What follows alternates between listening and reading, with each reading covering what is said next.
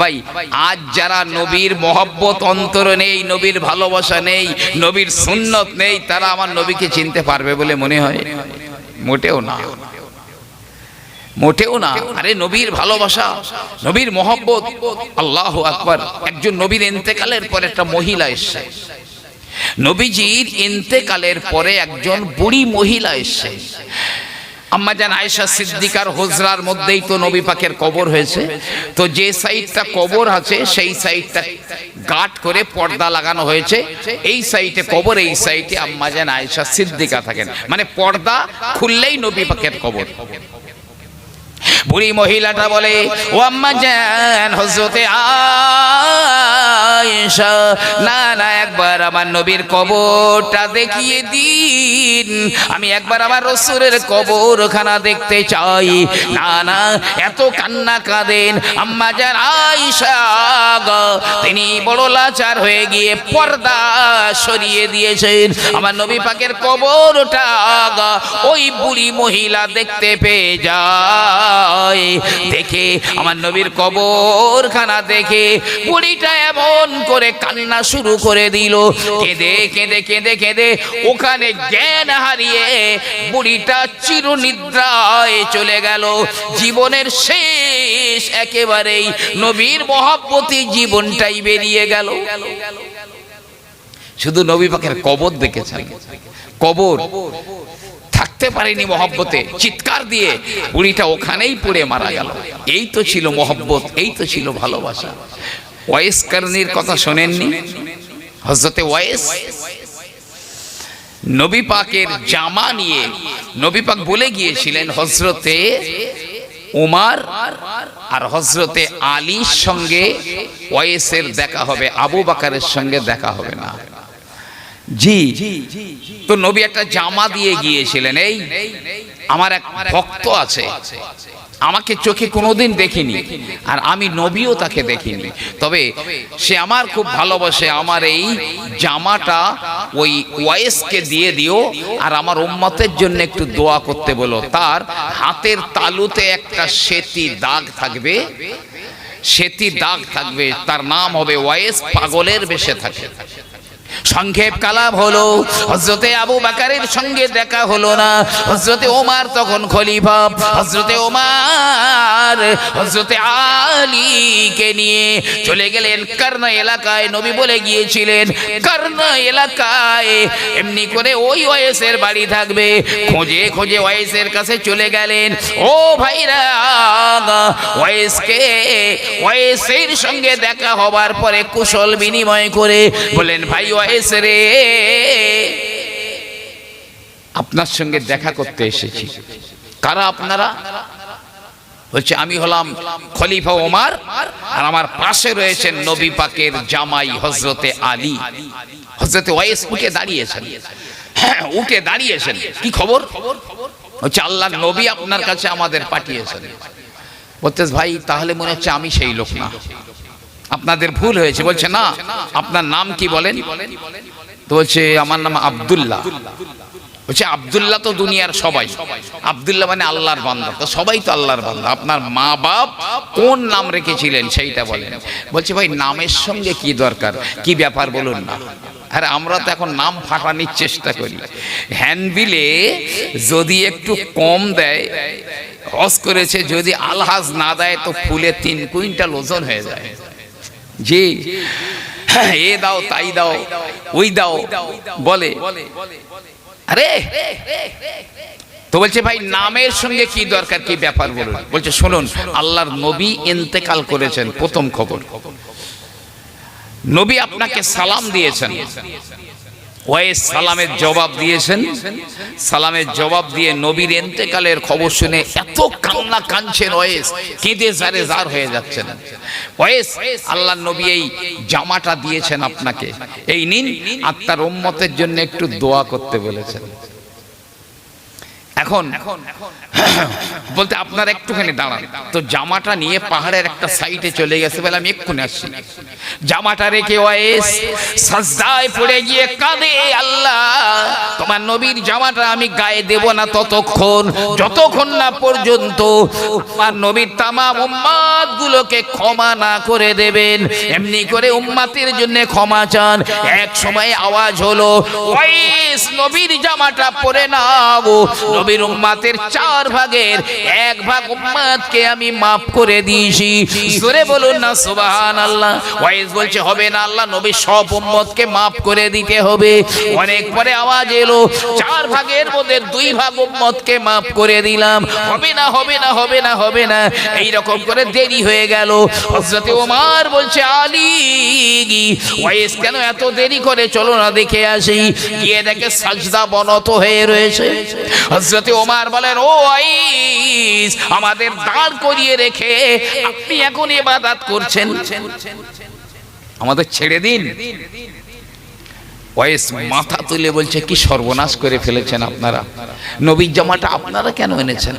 আর একটুখানি দেরি করতে পারলেন না? নবীর সব উম্মত গুলোকে আমি ছাড়িয়ে নিতাম আল্লাহর কাছ থেকে, কিন্তু ফিউজ কেটে গিয়েছে, আর হবে না। নবীর জামাটা পরে নিয়েছেন। হযরত ওমর বলছে, ভাই ওয়াইস একটা কথা জিজ্ঞাসা করব। কি? তো নবীর সাহাবা তো বহু ছিলেন, লক্ষাধিক সাহাবা নবীর জন্য জীবন দিতে প্রস্তুত, রক্ত দিয়েছেন, মাল দিয়েছেন, সব দিয়েছেন, নবী কাউকে জামা দেননি। আর আপনি নবীর জমানা পেয়েছেন, অথচ নবীর সঙ্গে দেখা করেননি। নবী আপনাকে কেন জামাটা দিয়ে গেলেন? কারণটা কি? বলছে, ভাই আমি পরে বলছি, আপনারা আগে বলুন তো, নবী আপনারা দুজনা নবীকে দেখেছেন? হযরত ওমর আর হযরত আলী বলছে, কি অবান্তর প্রশ্ন করছেন, আমাদের জীবনটাই তো নবী পাকের সঙ্গে কেটেছে। ও তা বলুন তো, নবীজির এই চোখের যে ভুরু মাঝখানে ফাঁকা ছিল না জোড়া লাগা ছিল, বলুন তো? এখন আল্লাহর শান্ত, সে ওমরও জবাব দিতে পাচ্ছেন না, হযরতে আলীও জবাব দিতে পাচ্ছেন না, জোড়া ছিল না ফাঁকা ছিল। হযরতে ওয়াইস বলেন, ও হযরতে ওমর, ও হযরতে আলী, আপনারা সারা জীবন নবীর সঙ্গে কাটিয়ে দিলেন, কিন্তু আমার একটা প্রশ্নের জবাব তো দিতে পারেননি। আমি যদিও নবীকে কোনোদিন এই চোখে দেখি না, তবে আমি বলছি নবীর চোখের মাঝখানে ভুরুটা জোড়া ছিল, মাঝখানে ফাঁকা ছিল না। নবী তো কোনোদিন দেখিনি। একদিন গিয়েছিলাম আমার মায়ের অনুমতি নিয়ে, আমার বুড়ি মায়ের অনুমতি নিয়ে গিয়েছিলাম, মা একটু নবী পাকের দরবারে যাব। মা বলেছিলেন, যা বাবা, তবে গিয়ে যদি দেখা না হয় তো যেন দেরি করিসনি, কারণ আমি বুড়ি, তুই ছাড়া আমার দেখবার কেউ নেই, তাই দেরি করলে আমার কষ্ট হবে। আমি গিয়েছিলাম, নবীজির বাড়িতে গিয়ে দেখি নবী পাক তখন বাড়ি ছিলেন না। আমার মায়ের কথা শুনে আমি আর দেরি করি না, চলে এসেছিলাম, নবীর সঙ্গে দেখা হয়নি, আর সাহাবাও হতে পারিনি আমি, যারই কারণে। আচ্ছা ভাই, হযরতে ওমর আর আলী আপনারা নবীকে মহব্বত করতেন? বলছে, আচ্ছা এই কি অবান্তর কথা না, আমরা জীবন দেওয়ার জন্য তৈরি ছিলাম নবীর জন্য। তা কই ভাই, আপনাদের তো একটা দাঁতও পড়ে নেই দেখছি, একটা দাঁতও তো পড়া নেই, সব দাঁত তো রয়েছে, কি মহব্বত করতেন আপনারা? যেদিন উহুদের ময়দানে আমার রাসূলুল্লাহর দাঁত দুটো ভেঙে গেল, আমি ওয়াইস আমার কাছে খবর চলে এলো, গো আমার নবীজির দুটো দাঁত ভেঙে গেছে। আমি ওই সময় আমার নবীর মহব্বতে আমি বললাম, ও ওয়াইস রে, যে দাঁত আমার নবীর মুখে নাই, তোমার মুখে ওই দাঁত থাকতে পারবে না। আমি একটা পাথর নিলাম, পাথর নিয়ে আমার সামনের উপরের সানায়ে দাঁত দুটো পাথর মেরে মেরে কাঁচা দাঁত ভেঙে দিলাম, জ্বালা যন্ত্রণা, রক্ত বার হয়। আমি ভাবলাম মনে হয় এই দুটো দাঁত আমার নবীর ভাঙেনি। আমি নিচের সানায় সুফলা থেকে আবার দুটো ভেঙে ফেলে দিলাম। আমি ভাবলাম মনে হয় এই দুটো দাঁত নয়, অন্য দুটো হবে। আমি রুবাইয়া থেকে আবার দুটো দাঁত ভেঙে দিলাম, মনে করলাম না এই দুটো মনে হয় নয়। আমি আনাইয়াব থেকে আবার দুটো দাঁত ভেঙে দিলাম। এই করতে করতে আমি আমার দুই পাটির দাঁতগুলো ভেঙে দিলাম। দেখুন না, আমি ওয়াইসের মুখে একটা দাঁত আর নাই। এখন বুঝতে পারছেন নবী কেন আমাকে জামা দিয়ে গেছেন? যে নবীকে কবরে দেখানো হবে সে নবীকে ভুলে আছি, হারগিজ কবরে চিনতে পারবে না। নবীকে কোনোদিন চিনতে পারবে না কবরে। যারা নবীর সুন্নতের বাইরে সুন্নতকে জবাই করে পায়ে মারিয়ে আমরা যারা চলে যাচ্ছি, তাদের যখন বলবে মান হাজার রসুল, এই লোকটা কে, বলবে আমি তো জানি না, এনাকে দেখিনি কোনোদিন, চিনিও না, বলতে পারবে না। হায় রে পোড়া কপাল। জি, নবীর সুন্নতকে কত মহব্বত করতেন।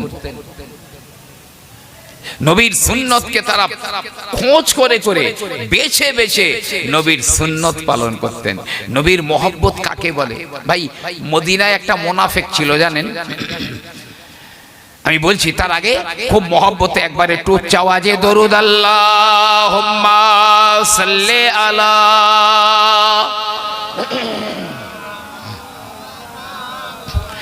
ওয়ালা আলে সাইয়্যিদিনা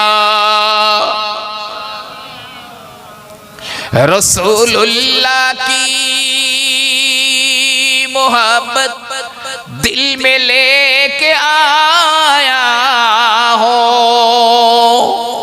ओ दौलत लूट नहीं सकता, ओ दौलत लेके आया हो। अल्लाहुम्मा सल्ली अला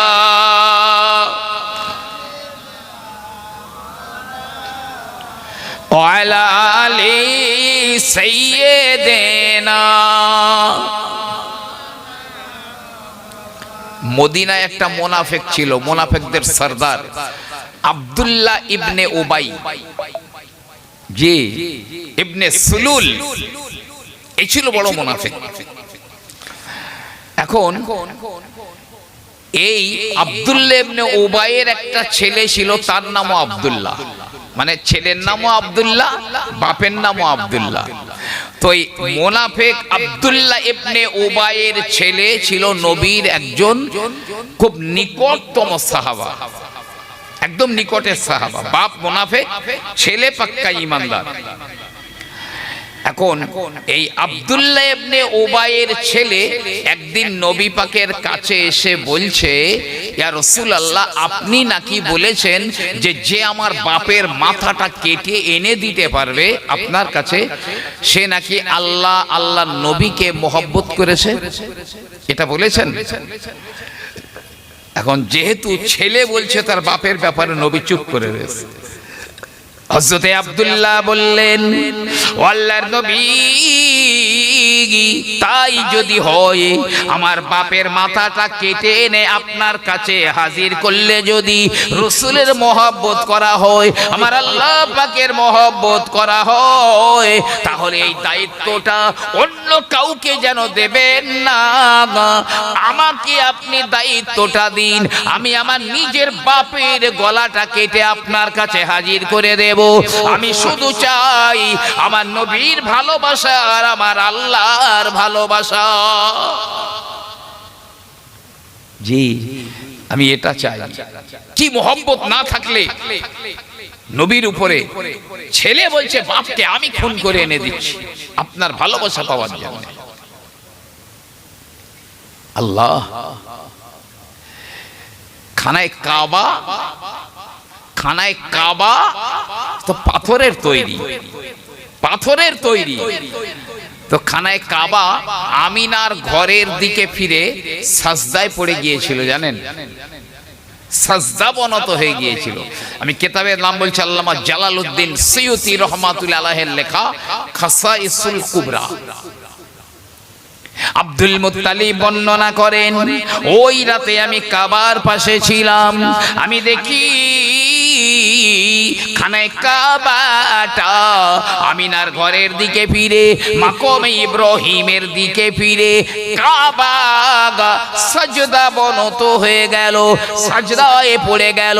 কাবার ভিতর থেকে একটা আওয়াজ বেরিয়েছিল, রব্বা মুহাম্মাদিন আলআন কত্তহারানি মিন আনজাসিল আসনামি ওয়া আরজাসিল মুশরিকিন। 3 দিন ধরে কাবার ভিতর থেকে আওয়াজটা বেরিয়েছিল। ভাই পাথর কথা বলতে পারে নাকি? তবে মনে রাখুন, কিয়ামতের দিনে কাবার আল্লাহ 2টো চোখ দেবেন, এই চোখ দিয়ে কাবা দেখতে পাবে। কিয়ামতের দিনে আল্লাহ কাবাকে একটা জবান দেবেন, কথাও বলতে পারবে। আরে অনেক আগে কাবা তওয়াফ করছে, সব লোকেরা খানায় কাবা তওয়াফ করছেন। এখন তওয়াফ করতে করতে এক হাজী সাহেব এক বেগানা নারীর দিকে কুদৃষ্টি করেছে। একটা অদৃশ্য হাত বেরিয়ে গেল কাবা থেকে একটা অদৃশ্য হাত বেরিয়ে গেল, ঠ্যাস করে চড় মেরেছে। একটা আওয়াজ হলো, যদি দ্বিতীয়বার কুনজর করিস, তোর একটা এমন চড় মেরেছে একটা চোখ বাইরে বেরিয়ে গেছে, যে দ্বিতীয়বার যদি কুনজর করিস তাহলে আর একটা চোখ বার করে দেব। কাবা থেকে আওয়াজ হয়েছিল। কাবা কিয়ামতের দিনে কথাও বলতে পারবে, দেখতেও পাবে, সাক্ষী দেবে। তো খানায় কাবার ভিতর থেকে আওয়াজ এসেছিল। আচ্ছা, কাবা কেন সাজদা করেছিল ওই মাকামে ইব্রাহিমের দিকে, মানে যেদিকে আমিনার ঘর রয়েছে? আজ কাবার কিবলা এসেছে, কাবার কিবলা কেন সেজদা দিল? দুনিয়ার মানুষের কিবলা হলো কাবা, আর কাবার কিবলা হচ্ছে কে? আমার রাসূলুল্লাহ। জোরে বলুন না সুবহানাল্লাহ। মক্কা বিজয়ের দিনে আল্লাহর নবী, আল্লাহর হাবিব হযরতে বিলালকে বললেন, ও বাবা বিলাল, বিলাল রে, যাও কাবার ছাদের উপরে উঠে যাও বাবা। হযরতে বিলাল কাবার ছাদের উপরে উঠে গেলেন। আল্লাহর নবী বললেন, বিলাল আযান দাও, আযান দাও, আযান দাও। বিলাল চুপ করে মাথা নিচু করে দাঁড়িয়ে রয়েছে। কিছুক্ষণ পরে আল্লাহর নবী আবার বললেন, ও বিলাল, আমি আল্লাহর নবী বলছি, তোমাকে আযান দাও, আযান দাও। বেলাল চুপ করে দাঁড়িয়ে রয়েছে, মাথাটা নিচু করে। নবী চিন্তা করেন, বেলাল তো এমন করেন না, বেলাল তো একবার একটা কথা একবারের বেশি বলতে হয় না। আজ কেন বেলাল আমার কথা শুনছে না, চুপ করে মাথা নিচু করে আছে? আল্লাহর নবী কিছুক্ষণ পরে আবার বললেন, ও বিলাল, শুনতে পাচ্ছ নাকি? আমি আল্লাহর হাবিব বলছি, আযান দিয়ে দাও। কাবার ছাদের উপরে দাঁড়িয়ে আযান দাও। হযরতে বেলাল আযান শুরু করে দিয়েছেন। কোন দিকে ফিরে? আমার রাসূলুল্লাহর চেহারা মোবারকের দিকে ফিরে আযান শুরু করে দিয়েছে। আযান হয়ে গেল। রাসূল বলছে, বেলাল, একটা কথা তোমাকে তো একাধিকবার বলতে হয় না, তা আজকে 3বার কেন বলতে হলো? বেলাল বলছে, হুজুর, আমি যদি কাবার ছাদে না হয়ে নিচে থাকতাম তো কাবাকে কেবলা করে আযান দিতাম। আমি তো রয়েছি কাবার ছাদের উপরে, আমি কোন দিকে ফিরে আযান দেব, কাকে কেবলা করে আযান দেব, আমি তো বলতে পারছিলাম না, বুঝতেও পারছিলাম না। প্রথম বললেন, সিদ্ধান্তে আসতে পারিনি। দ্বিতীয়বার বললেন, সিদ্ধান্তে আসতে পারিনি। তৃতীয়বার বলবার পরে আমি জিজ্ঞাসা করলাম যে পৃথিবীর মানুষের কেবলা তো কাবা, কাবার কেবলা কে হতে পারে? তখন আমার অন্তর সায় দিল যে কাবার কেবলা হলো আমার রাসূলুল্লাহ। জোরে বলুন সুবহানাল্লাহ। তাই আমি আপনার চেহারা মোবারকের দিকে ফিরে আপনাকে কেবলা করে আযান দিয়েছি। আল্লাহর নবী বললেন, আল্লাহর হাবিব বললেন, ও বিলাল তুমি ঠিক বলেছো বাবা, দুনিয়ার মানুষের কিবলা হলো কাবা, কাবার কিবলা হলাম আমি রাসূলুল্লাহ। আজ এই জন্যে কাবা তো সাজদা দিয়ে দিয়েছে, পাথরের তৈরি। আরে আব্দুল মুত্তালিবের যখন আব্রাহা বাদশা কাবা ভাঙার চক্রান্ত করেছিল, কাবা ভেঙে দেব, তো এই কাবা ভাঙার একটা ডেট হয়েছিল, অমুক তারিখে কাবা ভাঙবো। কি দিয়ে ভাঙবে? বড় বড় হাতি এসে কাবার দেয়ালে ধাক্কা মেরে মেরে কাবা ভেঙে দেবে। এখন কাবা ভাঙবার 7 দিন আগে আব্রাহা বাদশার সৈন্যরা টোটাল কাবার মক্কার সব ঘর বাড়ি মানে লুটপাট করে যা পেয়েছে সব কেড়ে কুড়ে নিয়ে চলে গেছে, কিচ্ছু নেই। আব্দুল মুতালিবেরও 100 উট ধরে নিয়ে গেছে। আব্দুল মুতালিব বললেন, আমি যদি আব্রাহার কাছে যাই, আমি কাবার মোতাওয়াল্লি, আমি কাবার ইমাম, হয়তো আমার সম্মানে ওই বাদশা আব্রাহা আমার উটগুলো ফিরিয়ে দিতে পারে। আব্দুল মুতালিব ওই আব্রাহা বাদশার কাছে চললেন।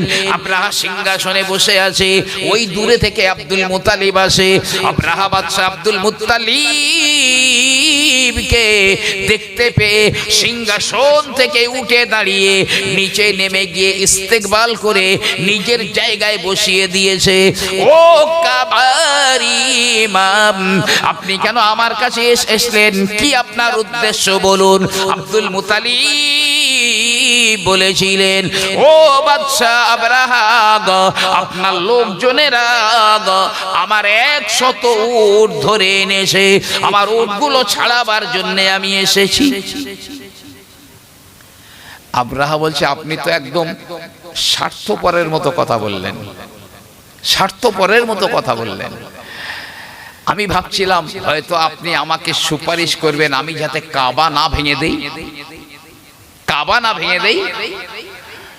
আব্দুল মুতালিব একটা খুব সুন্দর জবাব দিয়েছিলেন, হে বাচ্চা, কাবার মালিক তো আমি নই, কাবার একটা মালিক আছে, তো উটের মালিক আমি, আমার উটগুলো আমি নিতে এসেছি, আর কাবার মালিক হলেন আল্লাহ। কাবা রক্ষা করার দায়িত্ব কাবার মালিকের, আমার নয়। আমি উট নিতে এসেছি, আর কাবার মালিক যদি চান তো কাবা রক্ষা করবেন। ঠিক আছে। এ ভাই, কাবা তো ভেঙে দিয়েছিল, এই ভাঙতে পারিনি আব্রাহা বাদশা। আমার ছোট ছোট পাখি, তয় আপনার ছোট ছোট পাখি, তয়রন আবাবিল, অনেকে বলে আবাবিল পাখির নাম, এটা ভুল কথা। পৃথিবীতে আবাবিল বলে কোনো পাখি নেই, কেউ প্রমাণ করতে পারবেন না। আবাবিল মানে কি জানেন? ছোট ছোট ঝাঁক ঝাঁক। তয়রন আবাবিল, ঝাঁক ঝাঁক পাখি পাঠিয়ে দিয়েছিলেন আল্লাহ। আবাবিল কোনো পাখির নাম নয়। তো যাই বা হোক, আব্রাহা তো ধ্বংস হয়ে গিয়েছিল, কাবা ভাঙতে পারেনি। বাবরি মসজিদ কেন ভেঙে ফেলে দিয়েছে? অনেক মসজিদ আছে ভেঙে ফেলে দিচ্ছে, কারণ কি? কারণ হলো সেদিনে কাবা রক্ষা করবার জন্যে এই মানুষ সেদিন তৈরি হয়নি। কিন্তু আজ আল্লাহ আবাবিল পাঠাননি, আজ আমরাই হলাম আবাবিল, আমরাই হলাম সেই পাখি। এ দায়িত্ব তো ছিল আমাদের, কিন্তু আমি আশাবাদী, শুধু আঙুল গোনেন, অপেক্ষা করেন। আল্লাহ পাক যদি চান, আল্লাহ চাইলে হয়তোবা আপনি বাবরি মসজিদের মাথাটা পূর্বের অবস্থায় আবার একদিন ইনশাআল্লাহ দেখতে পাবেন। শুধু বাবরি নয়, সব যে মসজিদগুলো বিরান হয়ে গেছে, সব আল্লাহর ঘর, ঠিক আল্লাহ রক্ষা করবেন। এর মধ্যে একটা পরীক্ষা হয়ে যাচ্ছে, এর মধ্যে জি, আব্রাহা বাদশা বলেছিল, ও কাবার ইমাম, আপনার উটগুলো নিয়ে যান, তবে বাড়ি চলে যাবার আগে আমি যে হাতি দিয়ে কাবা ভেঙে দেব, ওই সাদা রঙের হাতিটা একবার দেখে যান। সাদা রঙের হাতিটা দুর্ধর্ষ হাতি, ওই হাতি গিয়ে কাবার দেয়ালে ধাক্কা মারবে, কাবা ভেঙে যাবে। আব্দুল মুতালিব ওই হাতিটার সামনে গিয়ে যেই দাঁড়ালেন, ওই হাতিটা আব্দুল মুতালিবের চেহারার দিকে তাকিয়ে সুরটা উঁচু করে মাটিতে সাজদা দিয়ে দিয়ে বলে, ও আব্দুল মুতালিব, আপনার নসিবে, আপনার কপালে যে নূর রয়েছে, ওই নূরকে জানাই আমি হাজার হাজার সালাম। ওই যে নবীর নূর রয়েছে, ওই নবীকে জানাই হাজারে হাজারে সালাম। হাতি সাজদা দিয়ে দিয়েছে, সালাম করছে নবীকে। আজ যদি বাম স্তনের নিচের চোখটা খোলা থাকে, এই চোখটা, তিনে নেত্র মানে তিনটে চোখ, এই দুটো আর এখানে একটা, বাম স্তনের 2 আঙুল নিচে একটা চোখ আছে, এই চোখটা যাদের অন্ধ তারাই প্রকৃত অন্ধ। তো এই চোখটা যদি খোলা থাকে তাহলে মদিনার সবুজ গম্বুজের নিচে একটু তাকিয়ে দেখেন, জি আল্লাহর নবী কি করছেন এখন। এই আমাদের জন্য, এই গুনাহগার মানুষদের জন্য আমার নবী কেঁদে জারে জার হয়ে যাচ্ছেন, আল্লাহ আমার উম্মত গুলোকে বাঁচাও, আমার উম্মত গুলোকে বাঁচাও। সে উম্মত তো কাঁচকলা দেখাচ্ছে। জি হ্যাঁ, সে উম্মত থোড়াই কেয়ার করছে। আর এই উম্মতকে কত মহব্বত করেন আমার নবী। আল্লাহর নবী সাহাবাদের মাহফিলে একদিন বললেন, বাবারা আমার আল্লাহ পাক সব নবীদের একটা করে দোয়া করার স্পেশাল অনুমতি দিয়েছেন।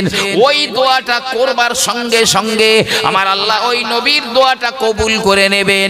ও নবী যা ইচ্ছা যাই চাক না কেন, সঙ্গে সঙ্গে আমার আল্লাহ কবুল করে নেবেন। সাহাবায়ে কেরামেরা বললেন, ও আল্লাহর নবী, সব নবীরা কি ওই দোয়াটা করে নিয়েছেন? নবী আমার বললেন, হ্যাঁ হ্যাঁ বাবা, ওই দোয়াটা সব নবী করে নিয়েছেন। হুজুর আপনিও কি করে নিয়েছেন? নবী আমার বললেন, না না না, আমি এখন ওই দোয়াটা করে নেইনি, তবে দুনিয়ায় আমি যতদিন আছি আমি দুনিয়াতে ওই দোয়াটা করব না। কিয়ামতের মহাময়দানে আমার উম্মত গুলো যখন বিপদে পড়ে যাবে, আমার উম্মত গুলো যখন কঠিন বিপদের সম্মুখীন হয়ে যাবে, ওই সময় আমি ওই দোয়াটা আমি আল্লাহর কাছে করব, আল্লাহ পাক আল্লাহ তাআলা আমি ওই দোয়াটা এখন করছি, আমার গুনাহগার উম্মত গুলোকে বাঁচিয়ে দাও। জোরে বলুন না সুবহানাল্লাহ। কবরে চিনতে পারবে নবীকে? না, মোটেও চিনতে পারবে না। বলবে আমি চিনি না, জবান দিয়ে বার হবে না যে আমার নবী, প্রিয় নবী, বিশ্ব নবী, এই জবান দিয়ে কথাটা বার হবে না। জি, নবীকে ভালোবাসুন, নবীকে প্যার করুন, নবীকে মহব্বত করুন, দেখবেন জীবন পাল্টে যাবে, জীবন চেঞ্জ হয়ে যাবে। মহব্বত কাকে বলে? একটা বাচ্চা, ছাগলের বাচ্চা, একটা ছাগলের বাচ্চা নবী কি মহব্বত করলো। মক্কা থেকে হিজরত করে নবী মদিনায় চলে যাচ্ছেন, আবু বকরকে নিয়ে। প্রচন্ড পিপাসা পেয়ে গেছে, ক্ষুধা পেয়ে গেছে, গলা শুকিয়ে কাঠ হয়ে গেছে। তো নবী দেখছেন, আবু বকর দেখছেন, ওই একটা বাড়ি আছে, রাস্তার ধারে একটা বাড়ি আছে। চলো না আবু বকর, ওই বাড়িতে গিয়ে যদি ওরা আমাদের কাছে কিছু খাবার বিক্রি করে তো কিনে নেই। কিছু কিনে নেই। হযরতে আবু বকর তো সঙ্গে 3000 দিনার সঙ্গে করে নিয়েছিলেন পথে কাজে লাগাবার জন্য। আল্লাহর নবী এবং হযরতে আবু বকর ওই বাড়িতে গেলেন। বাড়িতে দেখে একজনা বৃদ্ধ মহিলা রয়েছে, আর কেউ নাই, একজনা বুড়ি মহিলা রয়েছে। হযরতে আবু বকর আগিয়ে গেলেন, ও বাড়িওয়ালি, আমরা বিদেশি মুসাফির, বিপদে পড়েছি, আমাদের কাছে পানি নাই, খাবার নাই, আমরা বড় ক্ষুধার্ত পিপাসার্ত, আমাদের কাছে তুমি কিছু খাবার বিক্রি করবে নাকি? আমরা কিনে নেব। মহিলা বলছে, দেখুন, খাবার যদি আমার বাড়ি থাকতো আমি বিক্রি করতাম না, আমি আপনাদের আমার বাড়িতে বসে মেহমানদারি করতাম, কিন্তু আমার বাড়িতে একটা খেজুরও নেই, এক ঢোক পানিও নেই যে আপনাদের দেব। আর নবীজি দেখলেন একটা বাচ্চা রোগা পটকা একদম একটা ছাগল ওই ফ্ল্যাট হয়ে পড়ে ধুকছে। তো নবী বলছে, তাহলে ওই যে ছাগলটা আছে আমরা ওই ছাগল থেকে একটু দুধ দুয়ে নেব। বুড়িটা হাসছে, বলতে ও এত রোগা যে মাঠে ঘাস খেতে যেতে পারিনি অন্য ছাগলদের সঙ্গে, আর ওর এখনো একবারও বাচ্চা হয়নি, তা দুধ হবে কিভাবে? একবারও বাচ্চা হয়নি। নবীজি বলছেন, যদি অনুমতি হয় তাহলে আমরা ওই ছাগল থেকে একটু দুধ দুয়ে নেব। দুবার তিনবার বললে তো বলছে, যদি ওই ছাগলের দুধ হয় আপনারা দুয়ে নেন, আমার আপত্তি নেই। তবে মনে মনে তো হাসছে, আরে একবারও বাচ্চা হয়নি, তার দুধ হয়? জি, হয় না। তো নবী বলছে, ঠিক আছে, তুমি একটা বড় পাত্র এনে দাও, একটা বড় গামলা এনে দাও। ও বুড়ি তো আরো হাসছে, বলে একে তো রোগা, তাতে বাচ্চা হয়নি, আবার বলছে বড় গামলা এনে দাও। তারা বড় গামলা এনে দিয়েছে। আল্লাহর নবী আল্লাহর হাবিব ওই গামলাটা নিয়ে ওই ছাগলের কাছে যেই না গেলেন, ওই রোগা দুর্বল ওই ছাগলটা উঠে দাঁড়িয়ে যায়, পিছনের পা দুটো ফাঁকা করে দিয়ে দাঁড়িয়ে যায়। আল্লাহর নবী ওই ছাগলটার নিচে গামলা পেতে দিলেন, বিসমিল্লাহির রহমানির রহিম বলে ওই ছাগলের বাটে হাত দিয়ে টান দিয়েছেন। ঝরে ঝরে জোরে জোরে জোরে দুধ পড়ে পড়ে বড় গামলাটা ভরে গিয়েছে। এই আবু বকর ওই বুড়িটাকে আগে আগে দাও। তো বাড়ির ওই মহিলা, বুড়ি মহিলা পান করছে, একদম পেট ভরে গেছে, আর হবে না, আর হবে না, আর পারবো না। আবু বকর তুমি খাও, একবার দুবার তিনবার যত পারো খাও। আবু বকর খেয়ে আসুদা হয়ে গেছে। শেষ বেলায় আল্লাহর নবী পান করলেন। আবার ছাগলের নিচে গামলা পেতে দিলেন, আবার টান দিয়েছেন, ঝরঝর করে দুধ পড়ে পুরো গামলা আবার ভর্তি হয়ে গেল। আবু বকর এই দুধগুলো ওই বাড়িওয়ালাকে দাও, স্বামী বাড়ি আসলে তাকে খেতে দেবে। এই নাও, এই দুধ নাও, তোমার স্বামী এলে তাকে খেতে দেবে। বাড়িওয়ালা তো অবাক হয়ে দেখছে, আরে এই ছাগলটা কি মহব্বত করেছে আমার নবীকে গো। ওই ছাগলের জন্য তো নবী একদিনও কাঁদেননি, একদিনও দোয়া করেননি, আল্লাহ ওরে বাঁচাও। জি, খলিফা ওমরের জমানা পর্যন্ত ওই ছাগলটা একভাবে দুধ দিয়ে গিয়েছিল। মদিনায় দুর্ভিক্ষ হয়েছিল। জি, মদিনার কোনো উট, গরু, ছাগল, ভেড়া, দুম্বা কারো বাঁটে দুধ ছিল না, কিন্তু ওই একটা মাত্র ছাগল সে একভাবে দুধ দিয়ে গেছে। একটা গাছ কত ভালোবেসেছে। নবী কোনোদিন শুনেছেন নবী দোয়া করেছে, আল্লাহ গাছগুলোকে জাহান্নামের আগুন থেকে বাঁচাও? জি না। কি মহব্বত। যখন কিয়ামত হয়ে যাবে, কিয়ামত হয়ে যাবে, দুনিয়া সমান হয়ে যাবে, আল্লাহ পাক জিবরাইলকে বলবেন, ও জিবরাইল যাও আমার নবীকে প্রথমে কবর থেকে উঠিয়ে আনো। জিবরিল আমিন আলাইহিস সালাম দুনিয়ার জমিনে চলে এসেছেন। গোটা জমিন সমান হয়ে গেছে, না না না কিছু নাই। তখন জিবরিল আমিন খুঁজে খুঁজে নবীর কবরটা পাবেন না। আল্লাহকে বলবেন, আল্লাহ আপনার নবীর কবর তো পেলাম না, জমিনটা সমান হয়ে গেছে। আমার আল্লাহ পাক বলবেন, ও জিবরাইল চলে যাও, চলে যাও, যাবো, দেখবে যে জমিন দিয়ে নূরের ফোকাস বার হচ্ছে আর মিশকা আম্বারের সুগন্ধ বার হয়, ওই জায়গাটাই হলো আমার নবীর কবর। যাও। সুনিতা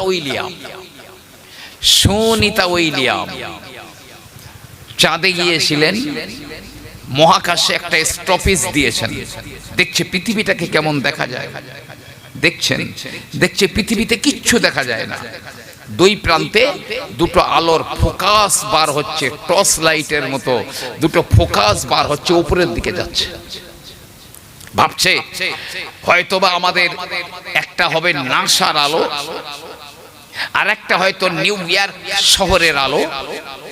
তো ভালো করে দেখছে, ম্যাপ বার করেছেন, ম্যাপ বার করে ঠিক পয়েন্টিং করে করে দেখছে না, ওটা নাসার আলো নয়, ওটা নিউ ইয়র্কের আলো নয়, বরং একটা আলো উঠছে মক্কার খানায় কাবার উপর থেকে, আর 2 নম্বর আলোটা উঠছে ওই মদিনার সবুজ গম্বুজের উপর থেকে। জোরে বলুন সুবহানাল্লাহ।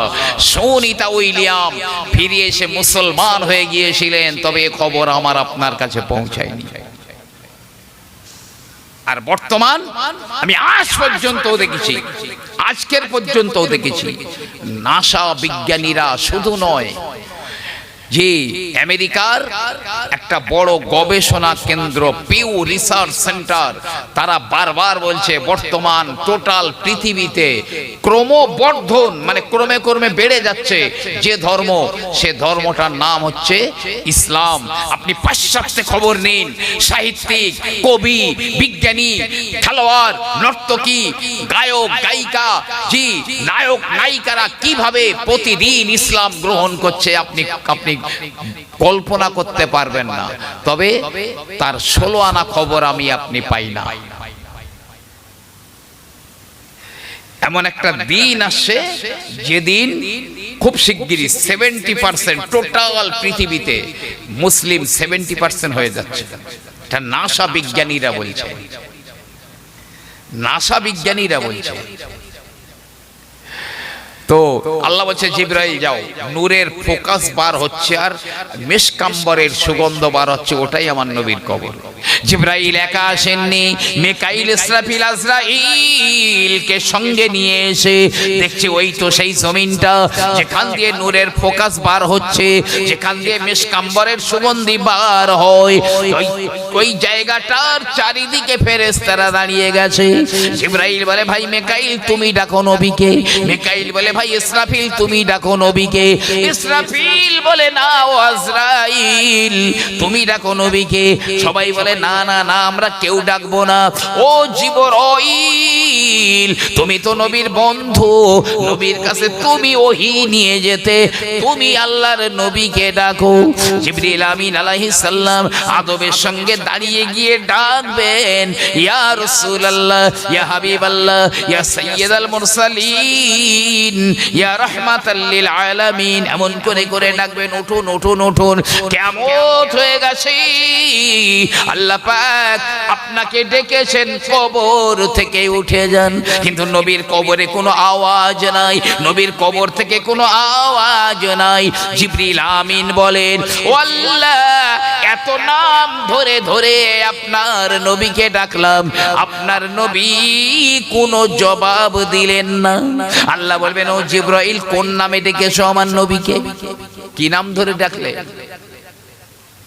আল্লাহ এই এত এত এত এত নাম ধরে ডেকেছি। আল্লাহ বলবেন এই কোন নাম ধরে ডাকলে আমার নবী আজ উঠবেন না। আমি আল্লাহ তোমাকে একটা নাম বলে দিচ্ছি, ওই নাম ধরে ডাকো, নবী উঠে পড়বেন। কি নাম? আল্লাহ বলো ইয়া শাফিআল মুজনিবিন, হে গুনাহগার উম্মতদের শাফাআতকারী নবী তাড়াতাড়ি উঠে যান, গুনাহগার উম্মতদের শাফাআতকারী নবী উঠে যান। জিবরিল আমিন আলাইহিস সালাম হাজির হয়ে যান, নবী পাকের কবরের ধারে দাঁড়িয়ে বললেন ইয়া শাফিআল মুজনিবিন দিন তাড়াতাড়ি উঠে পড়েন, কিয়ামত হয়ে গেছে। আল্লাহর নবীর কবরটা সঙ্গে সঙ্গে ফেটে যাবে। আমার নবী কবরের উপর থেকে উঠে পড়বেন, চারিদিকে ফাঁকা ফাঁকা ফাঁকা, কিছু নাই কিছু নাই। নবী আবার কেঁদে জারে জার হয়ে যাবেন। ও জিবরাইল, হাসর ময়দানটা কেন খালি পড়ে রয়েছে গো? আমার উম্মাত গুলো কোথায়? আমার উম্মাতের খবর দাও। আমার উম্মাতের খবর না পেলে আমি নবী এখান থেকে পা উঠাবো না। হুজুর, এখনো কেউ ওঠেনি কবর থেকে, কাঁদবেন না। আপনার কোন উম্মাত এখনো উঠেনি কবর থেকে, প্রথম আপনিই উঠলেন। কবরে কাঁদছেন, কবর থেকে উঠেই নবী উম্মতের জন্য কাঁদবেন। আর সারা জীবন তো কেঁদেছেনই, সারাটা জীবন তো নবী উম্মতের জন্যই কেঁদেছেন। জি, কিতাবে এসে নবীজি ওই দোয়াটা যখন করবেন, নবী তার উম্মতদের নিয়ে পুল সিরাত পার হয়ে জান্নাতে চলে যাবেন। নবী জানেন, নবীজি তখন জানবেন আমার সব উম্মত আমার সঙ্গে জান্নাতে চলে এসেছে, জাহান্নামে কেউ নেই, জাহান্নামে কেউ নেই।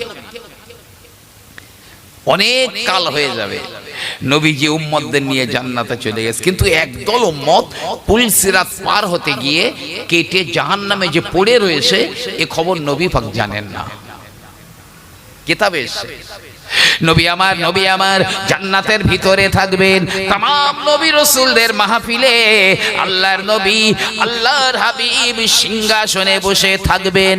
ওই সময় কিছু ঈমানদার জাহান্নামে থাকবে, কিছু গুনাহগার ঈমানদার জাহান্নামে থাকবে। কাফের বেঈমানরা তো রয়েছে। এখন কাফের আর বেঈমানেরা ওরা ঈমানদারদের খোঁটা দেবে, এই ঈমানদার তো তোরা তো আল্লাহকে মানছি, দুনিয়াতে মানতিস, তবে তোরা কেন জাহান্নামে? আমরা তো আল্লাহকে মানতাম না, আমরা তো জাহান্নামে এসেছি বাদ দিয়ে, কিন্তু তোরা তো আল্লাহকে মানতিস, তোরা কেন জাহান্নামে? খোঁটা দেবে। এখন আল্লাহ পাক একটা দেয়াল তুলে দেবেন, এক সাইডে কাফের বেঈমান আর এক সাইডেই ঈমানদার মুসলমান যারা জাহান্নামে রয়েছে, সীসার প্রাচীর তুলে দেবেন। তবে এ সাইডের লোক ওধারে দেখতে পাবে, ওধারের লোক এধারেও দেখতে পাবে। এখন ওই কাফেররা তো খোঁটা দিয়েই যাচ্ছে। আমার আল্লাহ পাক জিবরাইলকে বলবেন, ও জিবরাইল যাও যাও, আজ ওই কাফের বেঈমানরা ঈমানদারদের খোঁটা দিচ্ছে, জাহান্নামী ঈমানদারদের খোঁটা দিচ্ছে, যাও কি হচ্ছে একবার দেখে এসো। হযরত জিবরাইল আলাইহিস সালাম জাহান্নামের সামনে চলে যাবেন। দারোগা মালিক জাহান্নামের দরজা খুলে দেবেন। জিবরিল আমিন আলাইহিস সালাম জাহান্নামটা পরিদর্শন করবেন। সব ঈমানদার জাহান্নামীরা মালিক ফেরেশতাকে বলবে, ও জাহান্নামের দারোগা, কে এই ব্যক্তিকে?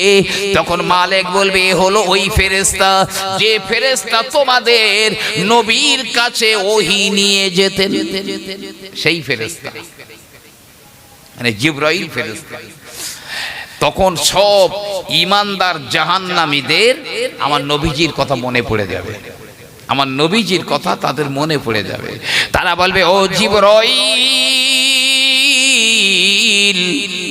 সারা আপনি তো আমার নবীর কাছে ওহী নিয়ে যেতেন, তবে আজকের নবীর গুনাহগার উম্মতদের কথাটা একটু আল্লাহর নবীর দরবারে পৌঁছে দেবেন, আমাদের নবীর দরবারে পৌঁছে দেবেন। আপনি একটু বলবেন, হুজুর আপনি তো জান্নাতে রয়েছেন, তবে আপনার একদল উম্মতিরা জাহান্নামের ভিতরে, আযাবের ভিতরে রয়েছে, এই কথাটা একটুখানি আমার নবীর কাছে পৌঁছে দেবেন। ঠিক আছে, ঠিক আছে, এই ঈমানদার জাহান্নামীরা তোমাদের কথাটা তোমাদের নবীর কাছে আমি পৌঁছে দেব। তো জিবরাইল ফিরে চলে এসেছে। আল্লাহ পাক বলছে, জিবরাইল আমার নবীর উম্মতদের কাছে যে ওয়াদা তুমি করে এসেছো, যাও, ওয়াদা তো তোমার পূর্ণ করতেই হবে, ওয়াদাটা পালন করে এসো। ভাই এখানে একটা কথা বলি, আমরা সবাই জবান দিয়ে যে ওয়াদা করি, এই ওয়াদাটা আমরা পূর্ণ করি? এত আযাব গজব কেন? এই যারা ওয়াদা ভঙ্গ করে এরা মুনাফিক, মুনাফিক, যারা ওয়াদা ভঙ্গ করে তারা মুনাফিক, মনে রাখবেন। আর মুনাফিকেরা জাহান্নামের একদম নিচের স্তরে থাকবে। ইন্নাল মুনাফিকিনা ফি দারকিল আসফালি মিনান নার, একদম জাহান্নামের নিচের স্তরে থাকবে। জবানের মূল্য কত জানেন? জবানের মূল্য কত?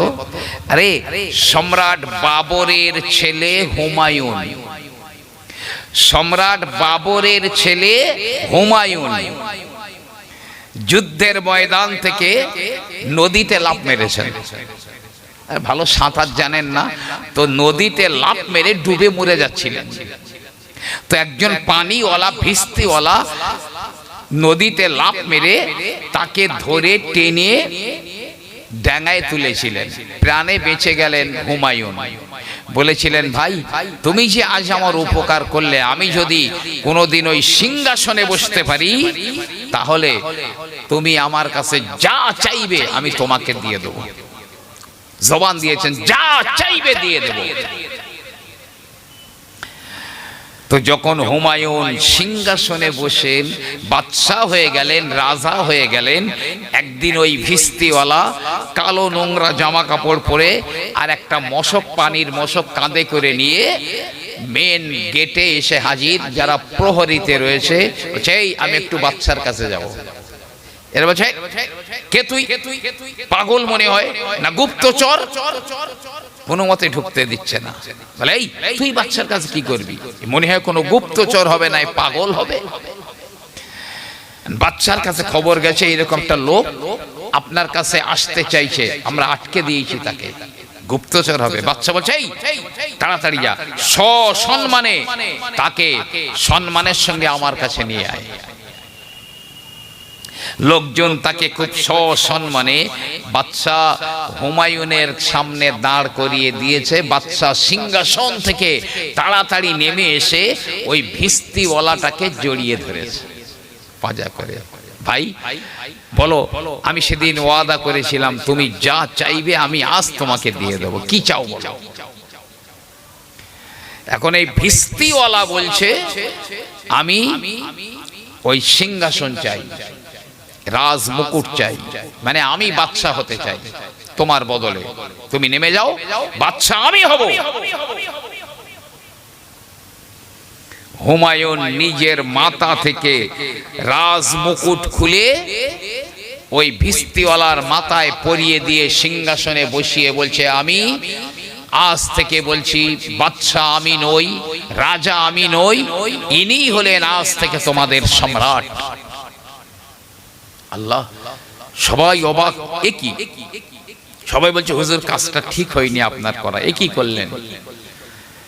হুমায়ুন বললেন, এই ব্যাপার ছিল, আমি ওকে জবান দিয়েছিলাম যা চাইবে আমি তাই দেব, তো আজ ও আমার সিংহাসন চেয়েছে আমি দিয়ে দিয়েছি। এক রাত পার হওয়ার পরে এই ভিস্তিওয়ালা নিজের মাথা থেকে রাজ মুকুট খুলে হুমায়ুনের মাথায় পরিয়ে দিয়ে বলছে, আমি খুব খুশি হয়েছি, প্রীতি হয়েছি যে আপনি নিজের ওয়াদার দাম রাখেন, জবানের দাম রাখেন, আমি সিংহাসন চাই না, আপনিই হলেন বাদশা। আর এই রকম একটা বাদশা পেয়ে আমরা অত্যন্ত খুশি। জোরে বলুন সুবহানাল্লাহ। জিবরিল আমিন আলাইহিস সালাম জান্নাতের ভিতরে ঢুকে যাবেন, জান্নাতের ভিতরে চলে যাবেন। আমার নবী তো সিংহাসনে বসে রয়েছে, तमाम নবী রাসূলেরা আমার নবীর চারিদিকে বসে রয়েছে। ওই সময় আল্লাহর নবী জিবরাইলকে দেখে বলবেন, ও জিবরাইল কি ব্যাপার, এই সময় কেন জান্নাতের ভিতরে আপনি? এই জিবরাইল এই সময় জান্নাতে এলে কেন? হুজুর আপনাকে একটা কথা বলতে এসেছি। কি কথা?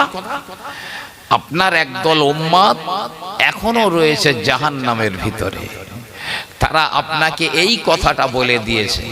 আল্লাহর নবী যেই না শুনবেন একদল উম্মতিরা জাহান্নামের ভিতরে রয়েছে, সঙ্গে সঙ্গে আল্লাহর নবী জান্নাত জান্নাত থেকে বাইরে বেরিয়ে যাবে, আমার আল্লাহ পাকের সামনে সাজদা বনত হয়ে যাবেন, কেঁদে সারেজার হয়ে যাবেন। আমার আল্লাহ পাক বলবেন, ইয়া মুহাম্মদ ইরফা রাসাকা, ও নবী মুহাম্মদুর রাসূল মাথা উঁচু করেন, সাল তুতা, আপনি চান কি চান বলুন, আপনাকে দেব। আল্লাহ, আমার কিছু উম্মত জাহান্নামে রয়েছে, আল্লাহ আমার উম্মত গুলোকে বাঁচিয়ে দিন। আল্লাহ বলবেন, যান হে নবী, যান আপনার উম্মত গুলোকে তুলে নিয়ে আসেন, যান আমি মাফ করে দিলাম, তুলে আনেন। তো নবী দৌড়াচ্ছেন জাহান্নামের দিকে। জিবরাইল আমিন জান্নাতে অন্যান্য নবীর উম্মতদের বলবেন, এই তোমার নবী যাচ্ছেন জাহান্নামীদের ছাড়াতে, যাও তোমরাও নবীর সঙ্গে যাও। জান্নাতের এক দল জান্নাতীরা নবীর সঙ্গে সঙ্গে যাবেন। আল্লাহর নবী আল্লাহর হাবিব জাহান্নামের ভিতর থেকে সব উম্মাত গুলোকে তুলে নিয়ে আসবেন। যারা ঈমান যাদের ভিতরে রয়েছে, আমার নবীজি সবাইকে উঠিয়ে নিয়ে আসবেন। ওই সময় আমার আল্লাহ পাক বলবেন, এ আমার নবী, আমি দুনিয়াতে আপনাকে বলেছিলাম, ওয়ালা সাউফা ইউতিকা রাব্বুকা ফাতারদা, হে নবী আমি আপনাকে এত দিয়ে দেব, আপনি বড় খুশি হয়ে যাবেন। হে আমার হাবিব, আমি আল্লাহ আপনাকে ওয়াদা করেছিলাম, আমি আল্লাহ 3 মুঠো জাহান্নামীদের জাহান্নাম থেকে বার করে এনে দেব। 3 মুঠো জাহান্নামী আমি বার করে আনবো। তো আল্লাহ তার কুদরতি হাত জাহান্নামের মধ্যে ঢুকিয়ে দেবেন, 3 মুঠো মানুষ তুলে আনবেন। কেতাবে লেখা আছে, আমরা আটার খামির করলে যেরকম হাতে খামির জড়িয়ে যায়, ওই রকম আল্লাহর হাতে এই জাহান্নামীরা, কুদরতি হাতে এই জাহান্নামীরা খামিরের মতো জড়িয়ে উঠে আসবে। আল্লাহ 3 মুঠো তুলে আনবেন। আমার নবীজিও জানবেন না যে ওদের মধ্যে ঈমান রয়েছে, অথচ আল্লাহ পাক জানেন খুব যাররা পরিমাণ ঈমান ওদের মধ্যে রয়েছে। জি হ্যাঁ, এ নবী কত দয়াল। জান্নাতে চলে গেলাম তো আরাম আরাস, কিন্তু উম্মতের জন্য নবী বেরিয়ে চলে গেলেন।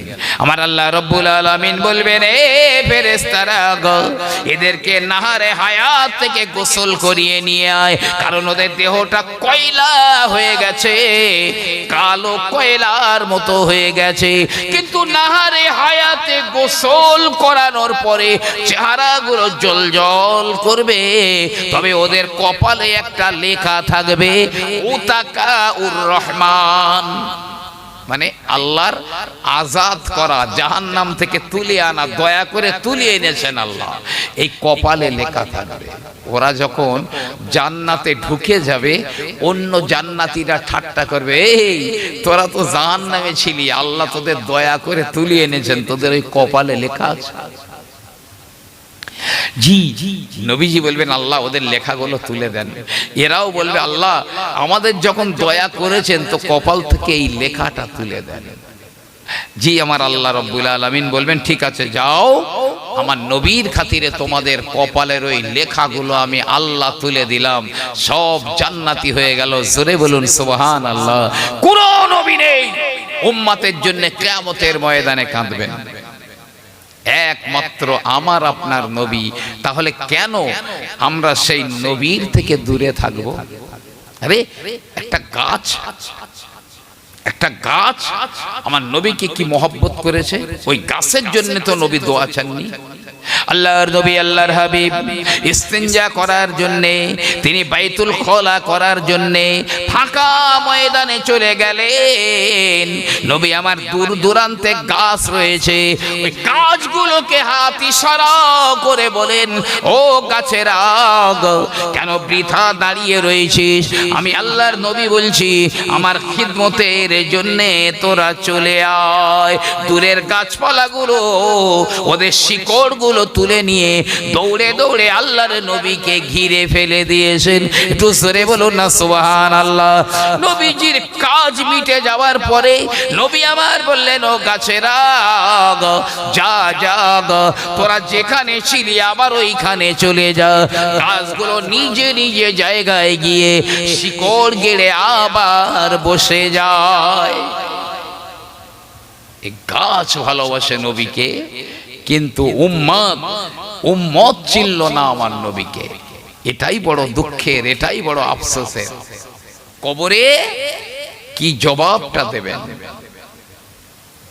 যখন বলা হবে এই মানুষটাকে, সেই দিনে কি জবাব দেবেন? আর একটা গাছ, কনকনে ঠান্ডা শীত পড়ছে, নবীজি 3 দিন খাওয়া হয় না, নবীজি চেহারাটা যেন ফ্যাকাশে হয়ে গেছে। নবীজি বসে বসে নামাজ পড়ছেন। একজন সাহাবা বলছে, ইয়া রাসূলুল্লাহ, আমার মা বাপ আপনার কদমে কোরবান হয়ে যাক, আয় আল্লাহর নবী আপনি বসে বসে কেন নামাজ পড়ছেন? আপনার চেহারাটা কেন এইরকম ফ্যাকাশে হয়ে গেল? নবী বলছে, বাবা তোমার নবীর পেটে আজ 3 দিন হয়ে গেল, এখনো এক লোকমা খাবার তোমার নবীর পেটে যায়নি, নবীর পেটে যায়নি এক লোকমা খাবার। আল্লাহর নবী খোদার যন্ত্রণায় কনকনে ঠান্ডা শীতের রাতে নবী আমার বাইরে বেরিয়ে যান। কিছু দূরে যাবার পরে আল্লাহর নবী দেখেন হযরতে আবু বকর সিদ্দিক রাদিয়াল্লাহু তাআলা আনহু ওই শীতের রাতে, কনকনে ঠান্ডা শীত, আবু বকর ঘোরাঘুরি করে, পায়চারি করে। নবী আমার বলেন, ও আবু বকর, কোন জিনিস তোমাকে এই ঠান্ডায় ঘর থেকে বাইরে বার করে আনলো? হযরতে আবু বকর বলে, হুজুর ক্ষুধা, ক্ষুধা, ক্ষুধার যন্ত্রণা সইতে পারি না। ও আল্লাহর নবী 3 দিন হয়ে গেল আবু বকরের পেটে এক লোকমা খানা যায় না। আল্লাহর নবী বললেন, চলো আবু বকর দেখি আগের দিকে যাই, দেখি কিছু হয় কি। একটু আগে গেলেন, দেখছেন হযরতে ওমর ওই রকম ঘোরাঘুরি করছে, ওই রকম ঘোরাঘুরি করছে। ওমর, তোমাকে কিসে পার করে নিয়ে আসলো এই ঠান্ডা, হাড় কাঁপানো ঠান্ডা? ওমর বলছে, হুজুর আমি আর সহ্য করতে পারছি না, এত ক্ষুধা, এত ক্ষুধা। তাই তো চলো দেখি আগে, চলো। আবার খানিকটা গেছেন, দেখে হযরতে আলী রাদিয়াল্লাহু আনহু ঘুরোঘুরি করছেন। বাবা আলী, তো তুমি কেন এত রাত্রে এখানে? আল্লাহর নবী, আজ 3 দিন পার হয়ে গেল, আমাদের পেটে কোনো খাবার পড়ে না, না ফাতেমার, না হাসান হোসাইন, আমাদের কারো পেটে এক লোকমা খানা পড়ে না। আল্লাহর নবী বললেন, তাহলে তো আমাকে কিছু একটা করতে হবে। ও আলী, ওই দেখো দূরে একটা খেজুর গাছ রয়েছে, ওই খেজুর গাছটার কাছে চলে যাও, ওই খেজুর গাছকে বলে দাও গো, এই খেজুরের গাছ আল্লাহর নবী আমাকে পাঠিয়ে দিয়েছেন, আমার নবী, আমাদের নবী উপোস রয়েছে, আমরা ক্ষুধার্ত, আমরা নবীর সাহাবা, আমাদের কিছু খেজুর দিতে বলেছেন। কিন্তু শীতকালে তো গাছে খেজুর থাকে না, শীতকালে গাছে কোনো খেজুরই থাকে না, ফাঁকা গাছ। হযরতে আলী গেলেন, ওই খেজুর গাছটার সামনে দাঁড়ালেন, দাঁড়িয়ে বলছে, এই খেজুরের গাছ, আমার নবীজি ক্ষুধার্ত, আমরা তার সাহাবা, আমরাও ক্ষুধার্ত, তাই আল্লাহর নবী আমাদের কিছু খেজুর খাওয়াতে বলেছেন। যেই না বলেছেন, আর খেজুর গাছের ওই ডালপালার ভিতর দিয়ে ঝুরঝুর করে পাকা পাকা টাটকা তাজা খেজুর পড়ে নিচে বিছিয়ে গেছে। জোরে বলুন সুবহানাল্লাহ। হযরতে আলী ওই খেজুরগুলো ভরে নিয়ে নবী পাকের দরবারে গেছেন। আই আল্লাহর নবী এই ওই গাছ খেজুর দিয়েছে, নবী খেয়েছেন, সাহাবারা খেয়েছেন। নবী বললেন, আলী আমার ফাতেমাও তো উপোস, তার জন্য কিছু নিয়ে যাও। কিছু দিয়েছে। জি হ্যাঁ, তো মেজো হুজুর পীর কেবলা রহমাতুল্লাহ আলাইহের স্মরণ সভা, স্মরণ সভা, সেই শানেই বলি, যদি নবীকে চিনতে চান, নবীকে যদি চিনতে চান, নবী পর্যন্ত যদি পৌঁছাতে চান, তাহলে আল্লাহর ওলিদের দরবারে চলে যান, আল্লাহর ওলিদের দরবারে চলে যান, যারা হাক্কানি আল্লাহর ওলি, হাক্কানি পীর সাহেব, তাদের কাছে চলে যান। তিনটে স্তর আপনি যতক্ষণ না পার না করবেন, মনে রাখবেন আপনার মানব জীবনটা পূর্ণাঙ্গ হলো না। একটা হলো হানাফি শেখ, নিজের পীরের উপরে আত্ম উৎসর্গ করা। 2 নাম্বার, পীর আপনাকে বলে দেবে কোন পথে গেলে হানাফির রসুল হতে পারবেন। জি, হানাফির রসুল, রসুল আপনাকে বলে দেবেন কোন পথে চললে আপনি হানাফিল্লাহ হতে পারবেন। একটু তাকবীর দেন, নারায়ে তাকবীর, নারায়ে তাকবীর। সিলসিলায়ে ফুরফুরা শরীফ, সিলসিলায়ে মুজাদ্দিদে জামান, আওলাদে মুজাদ্দিদে জামান, নারায়ে তাকবীর।